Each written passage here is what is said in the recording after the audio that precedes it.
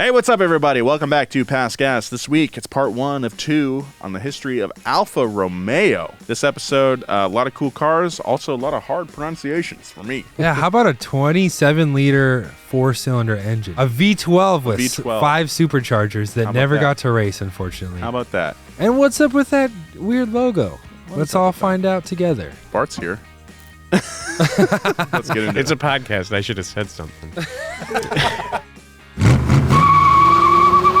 Winter 1945. Alfa Romeo's newly appointed chief designer, Osario Satapuliga, steps through the rubble of the bombed-out Alfa Romeo factory in Portello, Milan, where it had stood since the company's inception in 1906.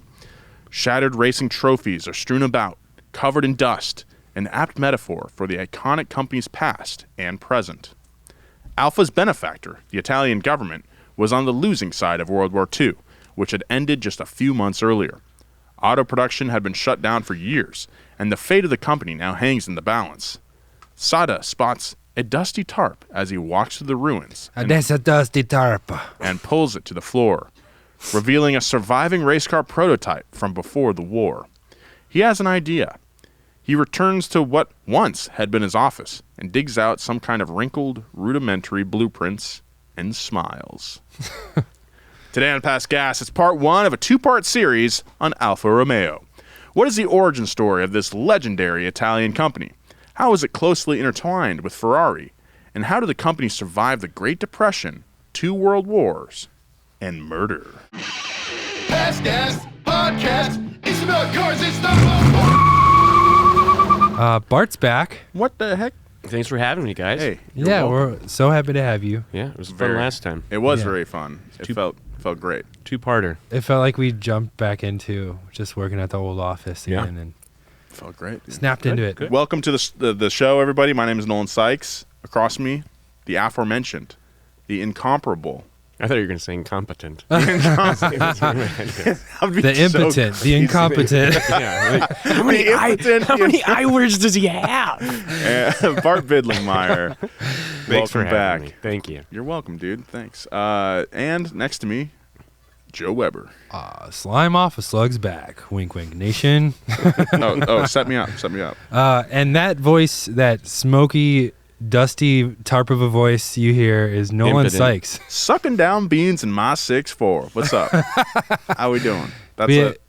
You want to tell the story? So we were, this is older news at this point, I think, but we were at Car Week last week for like less than 24 hours. But we went to this event that I think Upshift. Hemmings was putting it on, and their catering was done by a barbecue joint. And I was just eating my beans by myself, and Joe comes up. There's the Eazy-E song was playing in the background, or a remix of it. A remix of the Eazy-E song. And then, Joe, you hit me with that. Yeah, because you're sucking down beans, and it sounds like rolling down the street, almost. And then you pulled up your phone, and you're like, "Go do it." That's how most things happen at Donut. Is you say, "Do it." It'll be really stupid. Do it. Love the stories. We did it one time before. We haven't even gotten feedback if people actually like this segment or not, but I want to keep doing it because I love snacks. This is a road trip podcast. I get so many DMs that are like, I binged 1 million episodes on my way to Tucson. I want to figure out the best road trip snack, and we're going to go through all the snacks if we have to find it. But I have a kooky one today. Okay. I hope you guys are ready for Go this. ahead, yeah. Oh, he's brought it with him. Yeah. Oh, my God. Sour Patch Oreos. Oh, I'm so intrigued. Yeah, try one. Oh, this should be interesting. You know, I heard something quite intriguing. Joe, you ate almost all of them already. There's like a whole row is gone. This is a small package. When did you get those? I got them on my way into work. All right, first I'm going to do... Oh, they do smell like Sour Patch. It's way more Sour Patch than it is Oreo. That's so bizarre. Okay. Oof. Just smelling it. Yeah. Pungent. Oh. Okay. They're not bad. Surprisingly good, right? Mm-hmm. It's got the Sour Patch like fruitiness to it, but still retains the trademark Oreo kind of creaminess. They put a lot of sour powder in the cream. Mm-hmm. Did you put it back in there? No, it's in the can. I'm not eating anymore. It's like the worst. It's like if a creamsicle was worse, is what it tastes like. Because it's too sour. I don't like the sour with the creaminess. It's not for I me. like the sour, but what I don't like... Actually, I'll have one more of those. You do like it. I do like it. I can see how someone would like I would that. probably but it's never not buy me. these. Yeah. But I had to buy it. It was weird. What's weird is the sour flavor profile with the crunchiness. I know. And I think they stuffed the cream full a lot of that sour powder, and then they put the gummies in the cookie, which is weird. But the sour powder is like a homing missile for the one tooth that gets real tingly. Yes. And so it's just packed in definitely there. sitting It's there. hurting my tooth right now. You should I see feel a like I've dentist. definitely lost time. I don't think I think I have heart disease now. from the cookie.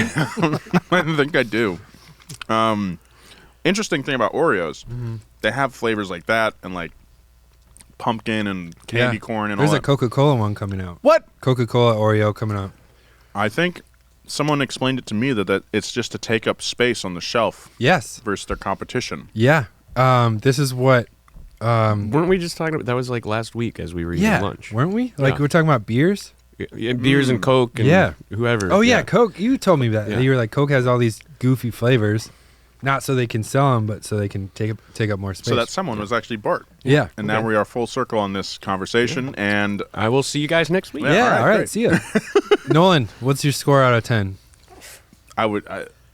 Weird out of 10. Would not buy for a road trip. Ineligible for a score? No. Okay. So out of 10, I'd give that.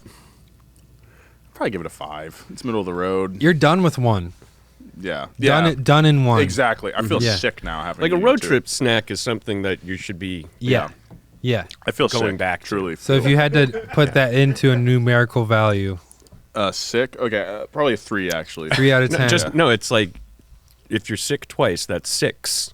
Oh yeah. Okay. So Bart, I'll go with that. you too. didn't really like it that much. I What's didn't your like score? that much. I don't know, 2. 2 out of 10? I can't see doing that on a road trip. Yeah. And then, all right, the other thing is, it's like, crap, why did I buy these? It's the only thing I have. And then you feel like absolute crap. Oh Yeah. Not just physically, but about yourself. Yeah. Yeah. When you're finished. I think that's what's making me more ill right now is the fact that I did go for that second one. I feel like, come on, man, I'm better than that. Yeah. I should be better than that, but I'm not. I'd much rather have just a bag of Sour Patch Kids or Yes. Oreos. I love Yep. Sour Patch Kids. These don't need to And then be... if the mood strikes, you could do it yourself. Yeah. You know? Yeah. Then, Yeah. yeah. So I'm giving it 3.5 just because I think it... I Anyways. feel it right here, like in my sternum, underneath my sternum. There's something just like evil now. 'cause of Yeah. that. I don't like it. Well, Sour Okay. Patch Kids are evil and then they're sweet. Oh yeah, they're sweet and then they're sour, Oh, that's what it is. or they're sour then they're sweet. Yeah. Yeah, you nailed it. Okay, interesting find. Thanks for bringing those in. I'm looking forward to eating more snacks. Yeah. On the show here. We often run through lunch on this, so Oh, that's why. Okay, Yeah. Okay. Well, I appreciate it. Okay, so, I was gonna ask you guys what you guys think of Alfa Romeo. I don't have an Alfa You guys- Romeo. we don't have- I don't have any No one's stories. No, let's just cruising jump to the- into it. with their longboard. No. Okay, no. The only times I see Alfa Romeos are when I go to. I've been to Deus like twice. yeah. And those are the only places I see. You see a lot of them in L.A. Those Yeah. old 2-seater. There's always Yeah. some dude who's like probably a former like creative director at some huge company, has like an immaculate Alpha. There's also two-door. crappy ones. There's a ton of There's a crappy. crappy Yeah. one. There's crappy ones. Yeah, like missing the top. Okay. Like vinyl. Yeah. Completely. The whole top's Oh, not you're even on like there. so you're talking about the spiders, the Yeah. the Oh, yeah. convertible. Yeah, I'm they're thinking of like the everywhere little here. coupes, the little a little The racing coupes, car. I think people take better care of the Yeah. coupes. for sure. I saw one at Brent's birthday, like a 66 something or other. It was clean, and Nice. everyone, it's a head turner. No matter, there was a million cool cars at this birthday. That thing rolled up. Oh yeah. There's a million cool cars at this birthday, and that thing rolled up, and Yeah. everyone just stopped their conversation. It was like, "Oh yeah, oh Giorgetto designed that when he was 18 or something. Let's get in it. All right, let's get in it. You watch a lot of Bluey? Your household? Dude, we got... Is this related to Alfa? It's not at all, but it just popped up. I'm trying to... Sure. Are you reading or are you I'm not reading. Browsing? Yeah. He has questions. Ask Bart about Bluey. Interject. Yeah. Okay, we'll talk after the show, I guess. The origins of Alfa Romeo date back to 1906, when French automobile manufacturer Alexandre Darroch partnered with the Italian aristocrat Ugo Stella to form Società Anonima Italiana Darroch. I'm trying my best here, folks. Società Anonima Italiana Darroch. Exactly what I said. Or SAID. S-A-I-D. They built their first plant in Portello, a suburb of Milan, with plans to build and sell Darroch's French cars in Italy. Unfortunately, though, SAID's vehicles were considered too small and underpowered for the mountainous terrain of northern Italy. The business, as a result, floundered. And in 1910, Darroch signed the business over to a new partnership group, Anonima Alfa. And we can put Anonima it up in Lombarda Fabbrica Automobili, or Alfa for short. Thank you, Bart. Yeah. The company... That's crazy. Imagine building a car that can't go uphill and being like, shit. Man, huge oversight. The company was now under total Italian ownership, and designer Romano Cataneo sought to design an emblem to match the company's roots. Here we go, Joe. He combined the red cross from Milan's flag with the symbol of Milan, the Biscione, a divine serpent giving birth to a royal child. Wow, okay. Considering this original emblem closely resembles the badge on its cars today, it's safe to say he nailed it. Yeah, I thought in my head it's a cross, but that's the blue cross, blue shield snake on a sword, right? Yeah, that's what you're thinking of. That's what I'm thinking of. Sorry. Yeah, in my head it was a sword. I forget what that is called, actually. Very interesting. Cool logo. Alfa's early leaders shot off the starting line. One of their first moves... Caduceus? Yes, that's what you're thinking of. That sounds like a joke from Workaholics or something. A Caduceus. Sorry, Nolan, go ahead. Alfa's early leaders shot off the starting line. One of their first moves was hiring engineer and designer Giuseppe Morosi to be the company's first managing director. Morosi was considered an engineering prodigy. In his early 20s, he established his own bicycle and motorcycle manufacturing firm, which eventually led to his employment at Bianchi. I think there should be a drinking game where when Nolan mispronounces something, he's usually very good. Italian is hard. Yeah. Because I know that I'm just doing it like the normal corn-fed American way. Mm-hmm. Yeah. But the older I get, the more I learn that there's actually a lot of nuance to Italian pronunciation that I was not privy to. Yeah. Well, I had an English professor who used to pronounce Don Quixote. And he was making his argument that look, we speak English.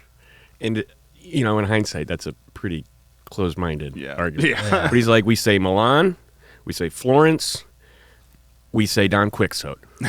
and I just remember being like, oh. And out here, there's all the Quixote trucks. Oh, yeah. Yeah. Every time. For You see movies. it And every every time time. it's Quixote.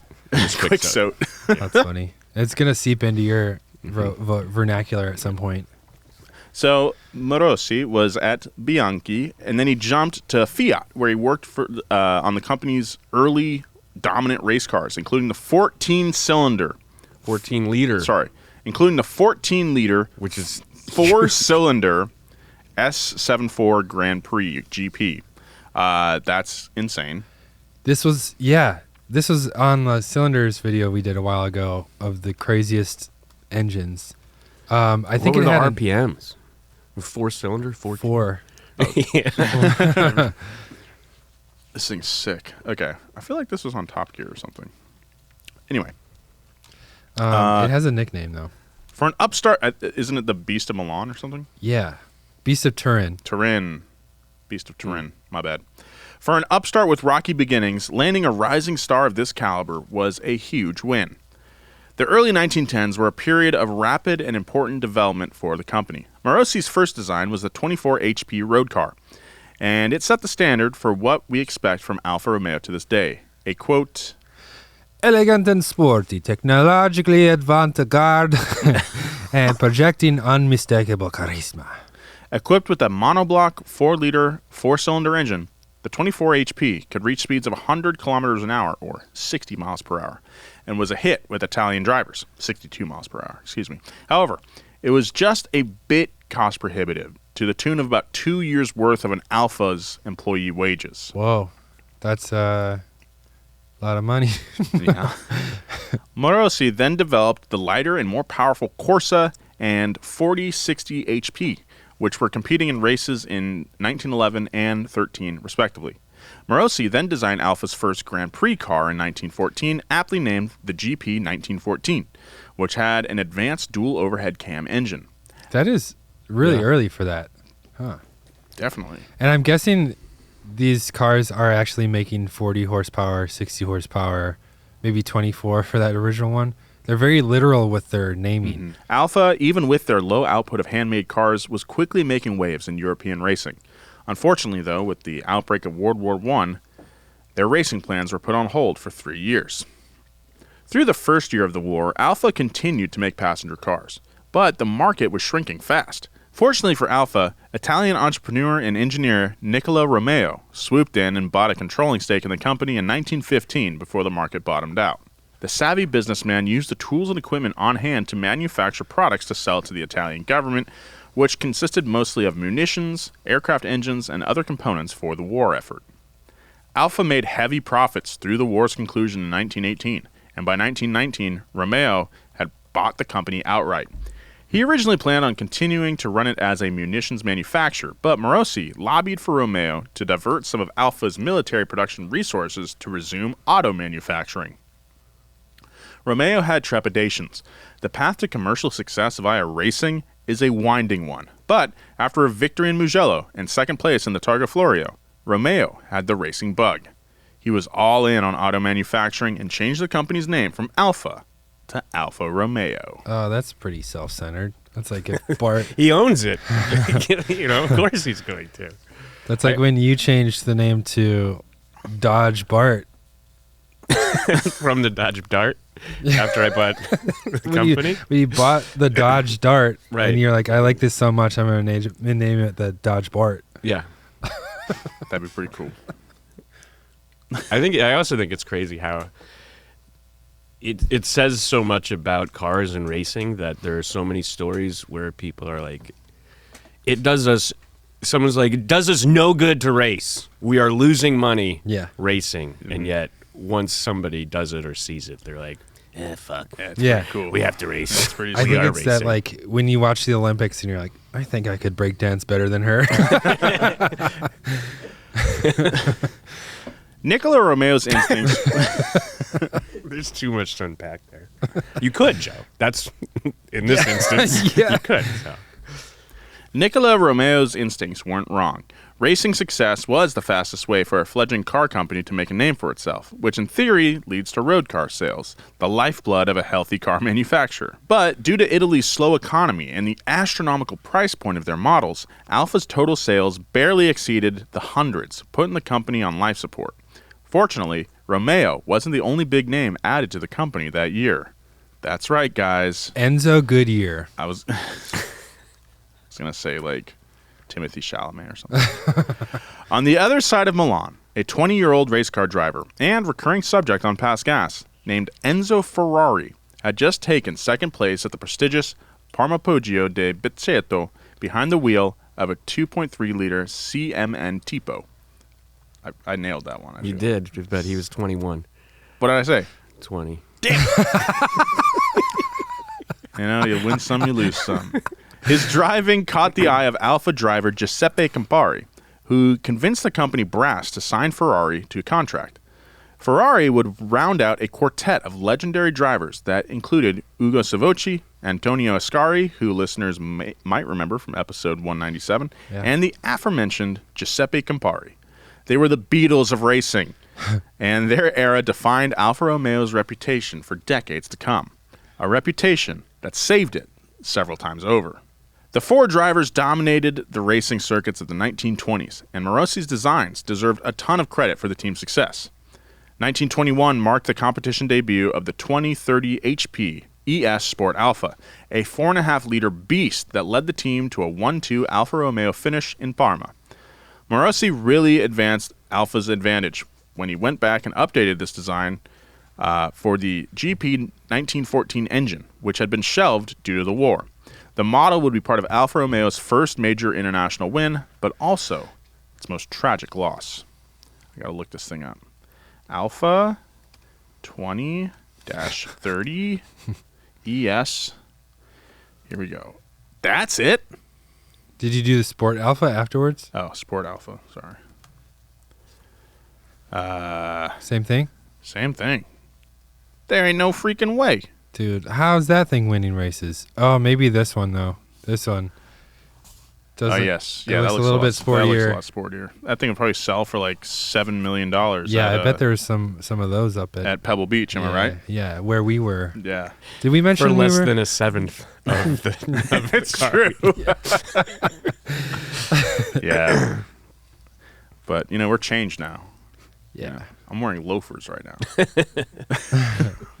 I can smell it. Yeah. I don't have socks on. You can wear them without socks. Yeah. You don't even have to take a shower. Ever. What? Where'd Never. you get that? In the early 1920s, the world's toughest and most prestigious race was the Targa Florio. The race was founded in 1906 and winded through the mountains, rustic villages, and spectacular coastal roads of Sicily. Mountains. Oh, yeah. Alpha's Achilles heel. Oh, yeah. That's my motherland, Sicily. Oh, yeah. What's the Isle of Man, isn't that? No, it doesn't. The Isle of Man doesn't have the wheat. I think you got the wrong tattoo. Everyone, what's that?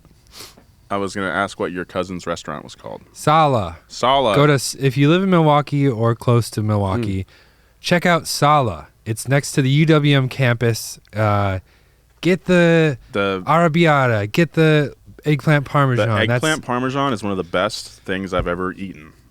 And, yeah, the restaurant is great, and your family should be very, very proud. I think they are. They're just celebrating their 23rd anniversary. Great Sicilian food. That's the point I'm making here. Sicilian food, it's excellent. Go check out Sala. Yeah.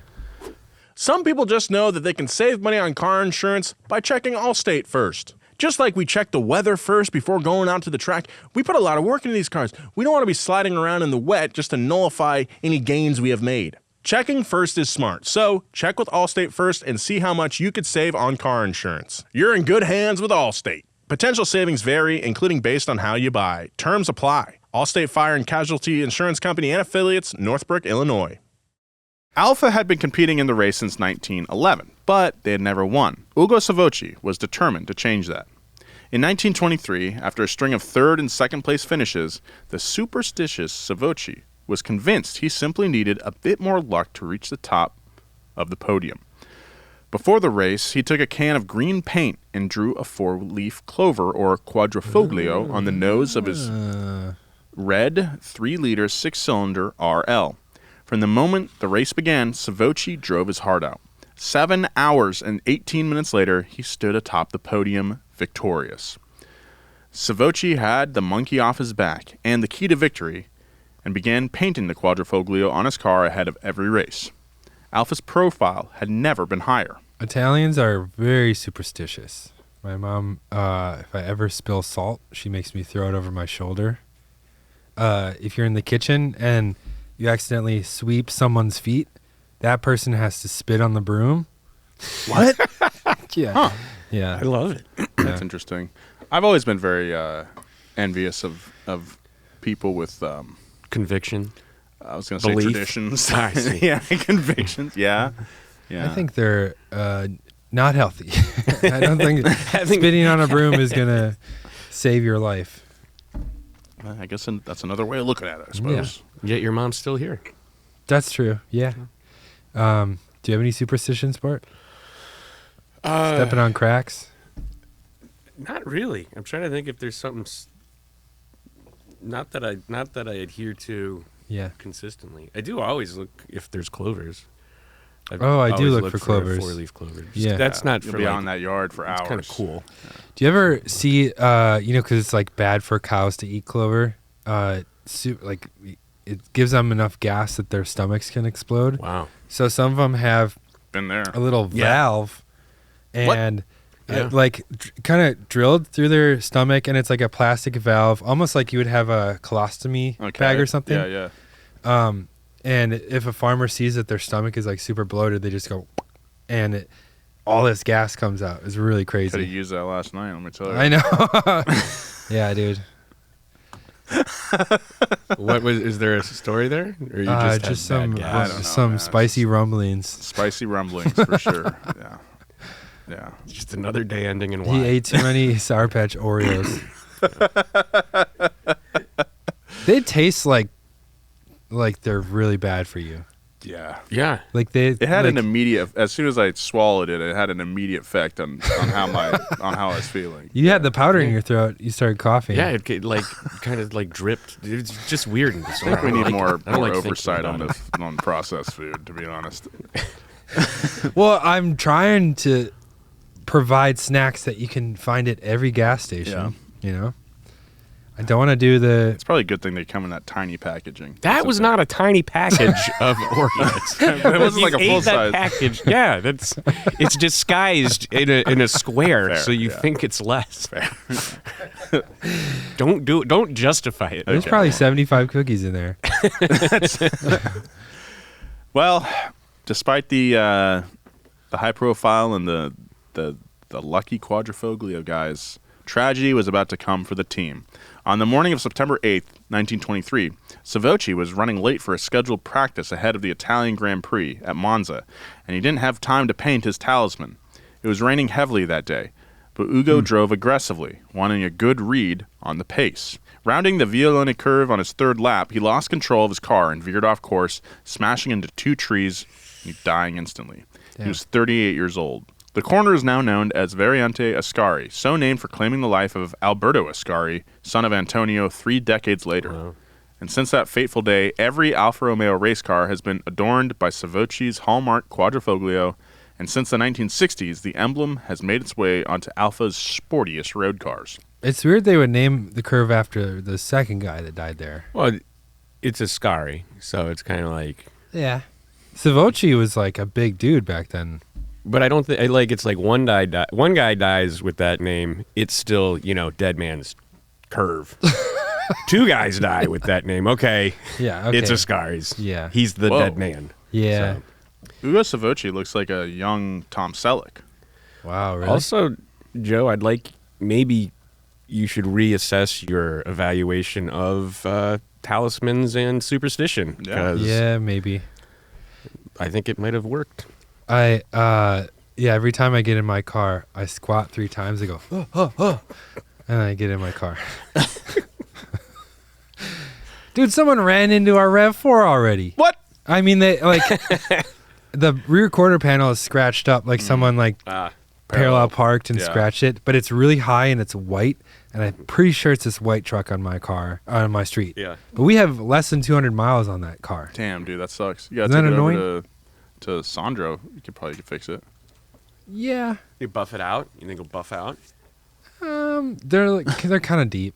They're like, yeah, but it's only in the plastic cladding, so it's like whatever. Oh, the plastic okay. Yeah, I could even maybe Sharpie it.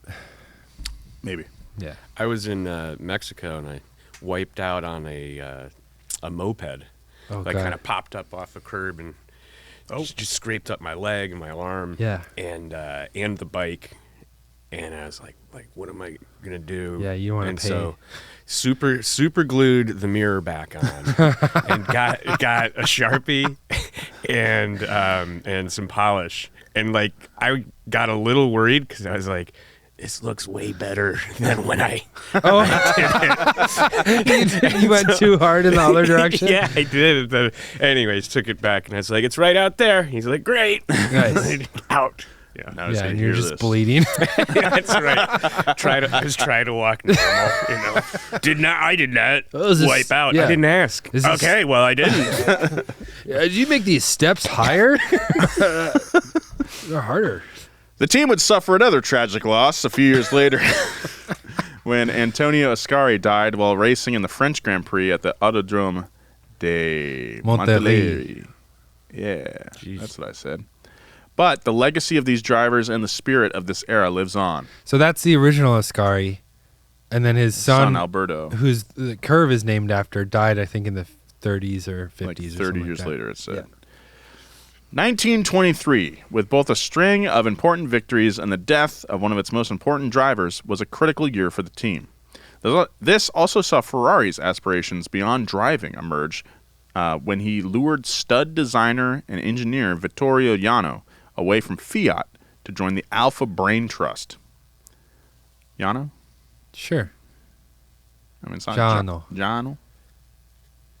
I honestly don't even The know. longer we hang on it, Nolan. Jano made an immediate and lasting impact. That sounds better. Yeah. And would later become the company's second chief designer a few years later.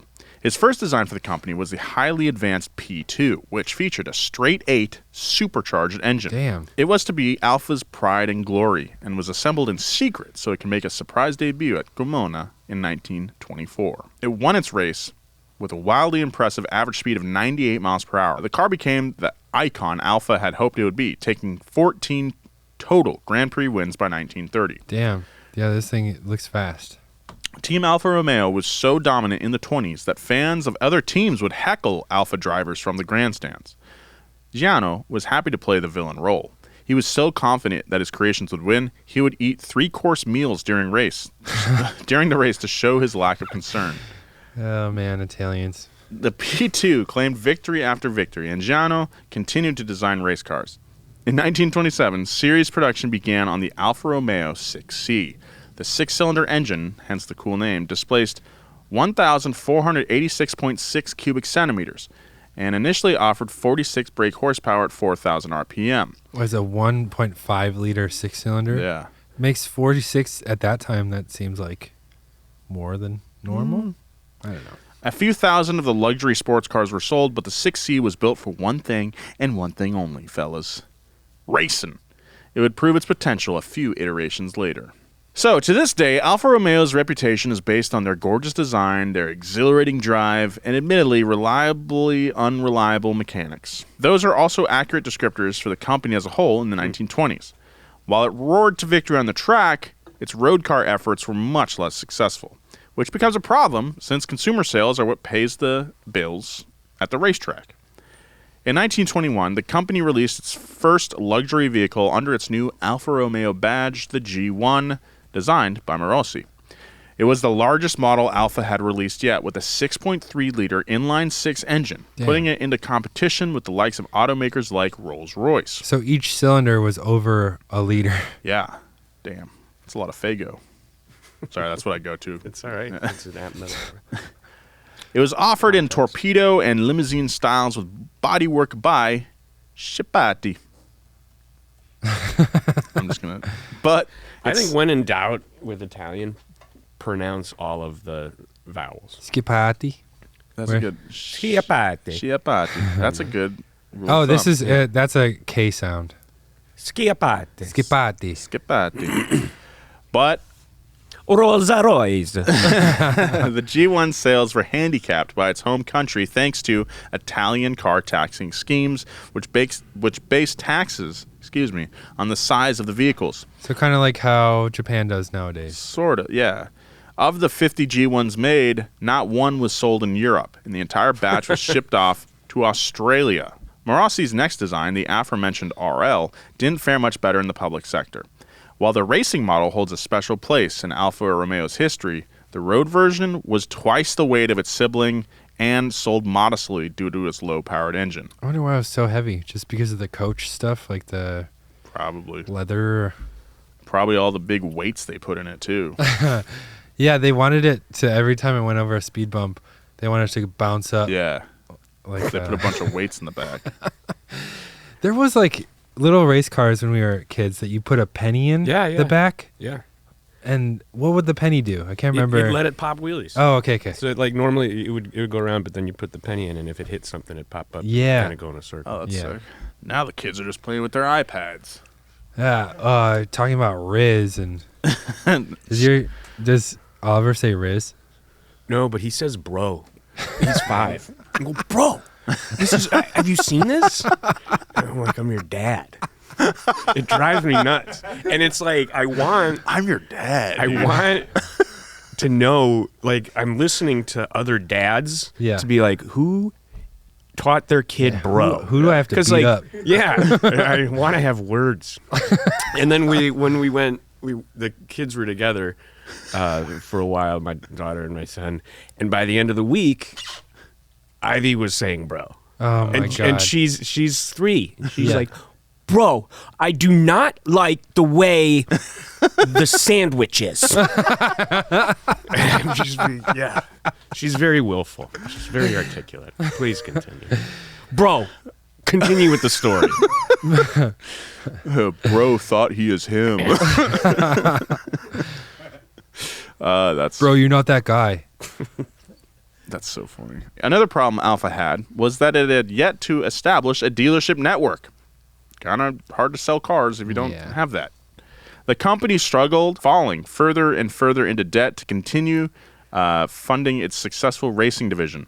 While Romeo's guidance through World War I saved the company and set it on a path for success, it was clear that he didn't have a grasp on the commercial auto industry. And by 1925, the Italian government had taken over Alfa's debts, and in 1928, it ousted Romeo. When the stock market crashed in 1929, the company's financial situation became even more dire. One of Alfa's only saving graces through the early depression, at least in terms of image, was their racing team. The same year of the stock market crash, Ferrari founded his own racing team, Scuderia Ferrari, under Alfa Romeo's banner, which continued Alfa's racing success into the 1930s. Long-time listeners, I'm talking long-time listeners, will remember that whole story from episodes 1 through 4. But on the road-going side of the business, it almost seemed like Alfa's designers weren't even thinking of their work as transportation. They were creating art in the form of the most elegant and iconic road cars of the decade, like the 6C 2300 Superleggera and the 8C 2900 Lungo. Lungo. Hey, Lungo. Usable Italian performance. The Jano-led design team was digging a hole in quicksand, and in 1933, the company went bankrupt. The state treasury considered closing down the company entirely until the Italian dictator Benito Mussolini himself, a racing enthusiast, intervened. He hired engineer Ugo Gabato as managing director to straighten out production and to provide guardrails for the impractically creative Jano. The Italian government eventually took full control and became the official car of Mussolini's fascist regime, quite possibly saving the company. I like the idea of being like, oh, we're going under, and somebody's like, nah, we're saved. Yeah. And then it's like, well, who is it? Mussolini. Yeah. But then Mussolini had to be like, he's a little crazy. Like, can you, bumper bowling? Can you make sure he still hits a strike, but, keep him on track? But as state control finally stabilized Alfa's road car business, Alfa Racing hit its first rough patch. As discussed in Past Gas, episode 67 on Hitler's racing team, Nazi Germany was pumping a ton of money into its racing program to showcase Nazi ideals of, quote, Aryan supremacy on the racetrack. And in 4 straight seasons, from 1935 to 1939, a Mercedes Silver Arrow car won the European Grand Prix Drivers' Championship. Mussolini was getting a little tired of coming in second to his rival dictator in Germany, but Italy simply didn't have the funds that Germany did to compete. As Alfa's managing director, Gabato knew that action was necessary. He made some serious waves and hired Spanish engineer Wilfredo Ricart as the new technical director to modernize the team, the first non-Italian in Alfa's history to hold the position. I love the name Wilfredo. Ricart was left high and dry with Gianna's departure to Lancia a short while after. Gianna's departure marked the end of an era. His legacy at Alfa marked 14 years of immense racing success, highlighted by several revolutionary designs like the P2 and 6C that would become icons in the sport. After Gianna's exit, Gabato continued his shakeup by giving his new technical director, Ricart, control over Alfa's racing program. Naturally, this infuriated Ferrari, who had already butted heads with the intellectual. Gabato tried to ease tensions, but ultimately Ferrari would not be tamed, After 20 years, he left Alfa Romeo in 1939 to start his own company. I never knew why he left. I thought it was, I don't know what I thought. I thought it was like creative differences, but I didn't realize it was like this new guy coming in. Yeah. You know, you don't know the vision I have. I'm gonna win. I don't want to do it. You're not going to stoop that low? It's a me, Benito. As close as it'll get. Yeah. With two figures on Alfa's own Mount Rushmore gone, all attention now was on Ricart. For road cars, perhaps his most significant contribution to Alfa was his inclusion of the De Dion tube. Tube? Okay. There was an old science garage on tubes. Tubes. Yeah, how tubes work. I still watch it once in a while because it was really funny. And I was like, there's no way they're going to actually do it. And then they did it. Even Eddie did it. And there's like a secret link to how tubes It's unlisted. work. You have to like do homework to find it. It was some about it was buried in traffic lights. I forget You what guys you were did covering. traffic lights? No, it was linked to. There was something about. A Wheelhouse episode? Yeah, the wheelhouse was something, and it was you got into this slight tangent into traffic lights. And he said, and some are powered by tubes. If you want to know more about tubes, check out this science garage. And that was the only way you could link to it was through your video. Tubes, how do they work? And it is like 2 minutes of tube talk. Yeah. It's pretty funny, man. So anyway, tube, the De Dion tube. So you want to know more about the De Dion tube? We're going to talk about the tube right now. In the 1930s, engineers were discovering the limitation of live axle and swing axle rear ends on their increasingly powerful race cars. The De Dion tube was a form of non-independent suspension that remained a defining spec of Alfa vehicles into the 90s, featured on cars like the Alfetta, the GTV, Giulietta, and the SZRZ. At the track, Ricart's debut car design was a big swing, the Tipo 162. The 162 was an unbelievably complex V16 Grand Prix car that featured 5 superchargers, 64 valves, and the potential to revolutionize the sport. But oh my God.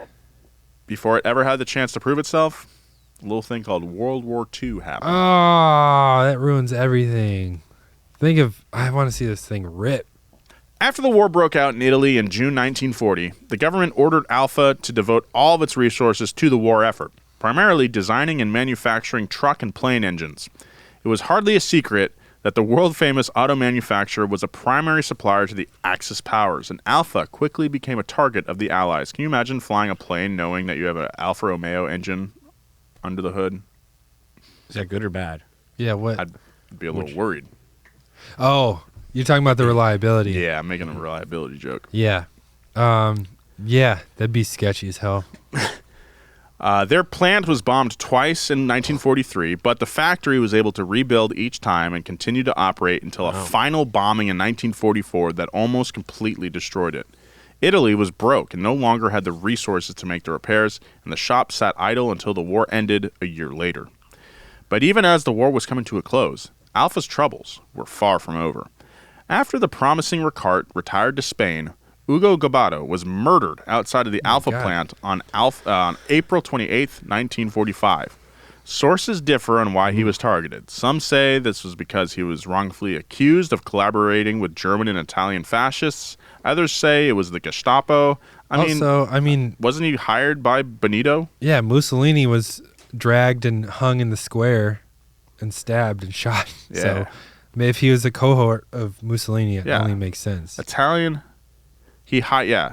Benito Mussolini hired Ugo Gabato. Yeah, and installed him. Yeah, so I'd say he was collaborating just a little bit. Yeah, I'd say he was benefiting off of fascism a little all bit. Of that. So, to fill the void, I mean, the whole car company was. Yeah, that's true. At least Enzo got to be like, I wash my hands of you. Yeah.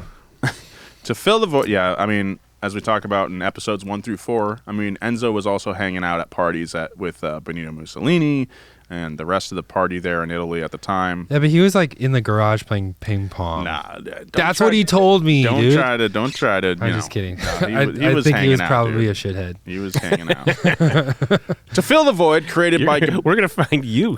Yeah, I know, right? In the town square, the LA town square. That's right. To fill the void created by Gabbato's murderer, Pasquale Gallo was brought in to demilitarize production. The job of stepping into Ricart's shoes and towing Alfa out of the rubble fell to Orazio Sato from our introduction. Orazio. Orazio Sato. Sato joined Alfa's design team in 1938, working for barely a year before Alfa transitioned into war mode. 8 years later, he had achieved his dream and inherited a shell of a company. Great. Thank you guys for taking such good care of my moped. Even before the outbreak of World War II, Alfa was reeling from bankruptcy and the stormy exit of its star race team manager. Now, it had been bombed to high heavens and had its senior leaders shot to death. Looking ahead, they had neither the raw materials to build cars nor a consumer market to buy them. They started small, manufacturing household items to get things back up and running. They made fidget spinners. Blenders? Imagine. At the same time, the government was eager to get its war veterans and restless citizens back to work. Hey, don't kill me, which was great for Alfa, who suddenly had a huge labor supply at its disposal. Gallo and Sato had the Milan factory up and running by 1946, but the company's fate hung in the balance on what they decided to do next. During the war, several divisions of the company and the contents of some of Alfa's warehouses were scuttled out of Milan into the hinterlands to avoid Allied bombings.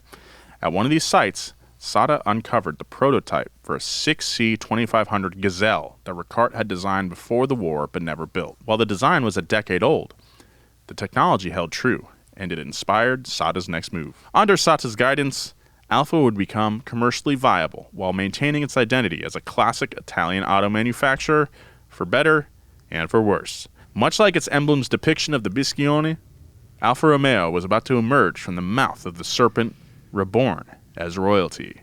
But that's next time in part 2 of the history of Alfa Romeo. Oh, okay. A lot of pronunciation. You got through it, dude. You You did a great job. Thank you. This makes me want to do an episode on the Piaggio Ape, which was a tiny little 3-wheeled truck that got Italy out of We should. their post-war slump. Huh. It is like a national hero over there, just based off of, it's like workhorse reputation. Totally. But this Alfa, it's cool to, hear the backstory of their racing pedigree before the war and how they're just a big shot and all the, these names that we've heard over and over again come out of it. Yeah. So, Man. I'm excited to hear the second part. Yeah, this episode makes me want to get some eggplant parm going. Yeah, we should go to the Targa Florio. That'd be cool. That'd be sick. They still run to this day. I'm pretty sure. We just booked our honeymoon tickets, Chloe and I, to Greece, which is Nice. not Italy at all, but it's Bring a lot of tangential. cash. Yeah. Yeah. You get discounts if you pay in cash because Okay. no one wants to pay taxes. Okay, cool. We'll do. We got some listener mail this week. Yeah. This is from Robert. I just wanted to say how grateful I am for the people that make Pass Gas. The last month has been one of the worst of my life.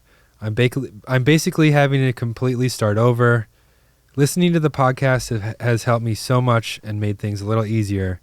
I started listening years ago, but the last couple of weeks I started listening to multiple episodes a day. Thank you all for everything you do. Even though I'm sad, I'm trying to keep it juiced. Robert from Lubbock, Texas. Keep it juiced, Robert. Keep it juiced, Robert. We've been there before. There's a light at the end of the tunnel. It Yep. gets better. You just gotta power through and remind yourself every day the little wins. And, we've all gone through hard times, and I think It gets better, like a month from now, you'll feel a little less sad. 6 months from now, you'll definitely feel less sad. And then a year from now, you'll be like, you'll be in a good spot again. So, Yeah. Also, it's okay to feel sad. yeah, it's that's totally fine. Totally, man. Yeah. So, Absolutely. Just celebrate those tiny wins, though. Yeah, absolutely. So hang in there, Robert. Keep it juiced. And if you'd like to send us an email, hit us up at passgas@donutmedia.com. Yeah, Right? that's it. I don't know why I guess every time. And if you want to send us a road trip snack for us to review, send it to P.O. Box 84, Inglewood, California, 90306. Hell yeah, I can't wait to eat more cursed Oreos. Follow Bart. Is it Bids Bardo still? Yeah, it's still Yeah. Bids Bardo. I don't post a lot. Yeah. Bart doesn't post a lot, but follow him at Follow Bids Bart. Bardo. When I do, it's a gem. Yeah. It's true. Follow Joe at Joe G. Weber. Follow me at Nolan J. Sykes. Big thank you to the crew. Edgar Grajeda behind the camera. Gavin Kinzel on the board. Audrey Holden lurking in the background. And our writer this week, Sam Clemmer. Sam Clemmer. Stay tuned for part 2 next week. It's going to be a doozy.